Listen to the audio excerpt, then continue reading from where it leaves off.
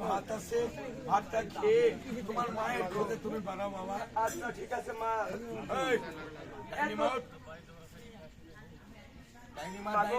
আমি দুগ্ধ মামের মায়ের ঠিক বলবো। আজ আমি এতদিন তোমার সঙ্গে সেই খানা খাইছি মা। খেয়েছো? আজকে আমি একা একা খানা খাবো মাগো। কিসের জন্য বেটা? হ্যাঁ মা, এই তোমার সঙ্গে করলে আমি খানা খাই না, পেট খারাপ হতে পারে মা।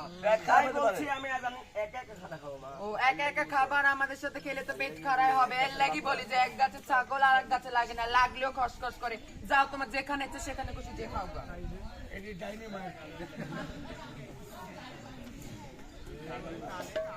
হায় আল্লাহ, হায় আল্লাহ, বারেক আল্লাহ। আজ যে আমার একটি জনম দুঃখিনী মা সেই বর্ণের ভিতর থুয়ে এসেছি আল্লাহ। আজ আমি এই খানা আজ আমি তাকেই খাওয়াবো আল্লাহ। আমি সালাম বলি মা।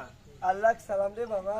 আরে বাবা তুই এসেছিস বাবা? হ্যাঁ মা আমি এসেছি মা। আরে বাবা বলো মা। আমার জন্য খানা এনেছিস মা গো, আজ তোমার জন্য আমি সেই খানা এনেছি গো মা। আরে বাবা বলো মা। আমার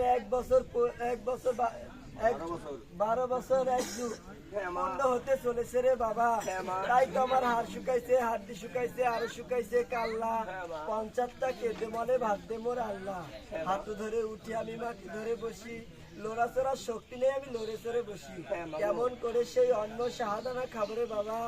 এই সুচের বিন্দুর মতো যে বিন্দু হয়ে গেছে রে বাবা।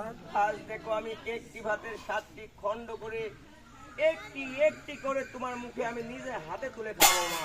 ঠিক আছে রে বাবা, এই যে আমি হাত করে আজকাল একটি ভাবের 7টি খণ্ড করলো, একটি খণ্ড যখন মা জননীর মুখে তুলে দিল, 12 বছর পূর্তে 5 মিনিট লাগাইছিল, হক লইতে ভাত বেঁধে কুসুম জমে টাল খেয়ে পড়ে গেল। মাগো,